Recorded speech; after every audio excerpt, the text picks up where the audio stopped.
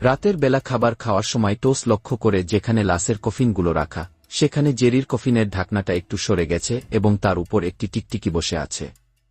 দেখতে দেখতেই টিকটিকিটা কফিনের ভিতর ঢুকে যায়। তখন সে টিকটিকিটি বের করার জন্য কফিনের পুরো ঢাকনাটি খুলে ফেলে। ঢাকনাটি খুলতেই সে জেরির সুন্দর চেহারা দেখে মুগ্ধ হয়ে যায়। এদিকে টিকটিকিটি মেয়েটির দুই পায়ের মধ্যে ঢুকে যায়।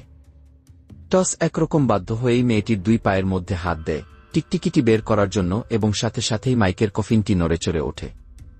এটা দেখে টস ভয় পায় এবং সাথে সাথে ওই রুম ত্যাগ করে। পরদিন সকালে ঘুম থেকে উঠে সে গতকাল রাতের কথা ভাবতে থাকে।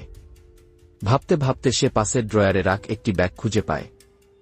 ব্যাগটা খুলতেই সেখান থেকে কিছু জিনিস পড়ে বিছানার নিচে চলে যায়।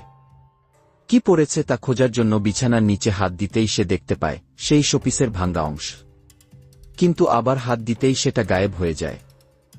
কিছুই খুঁজে না পেয়ে সে উপরে উঠে আসে এবং এর ভিতরে পাওয়া একটি সিডি দেখার চেষ্টা করে, কিন্তু কিছুতেই সিডিটি চালু হচ্ছিল না।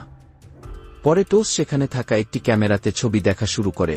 প্রথমে ছবিগুলো দেখতে ভালোই লাগছিল, কিন্তু আস্তে আস্তে দেখতে পায় কিছু ছবিতে জেরি আঘাতপ্রাপ্ত এবং তার হাত পা ছিল দড়ি দিয়ে বাঁধা।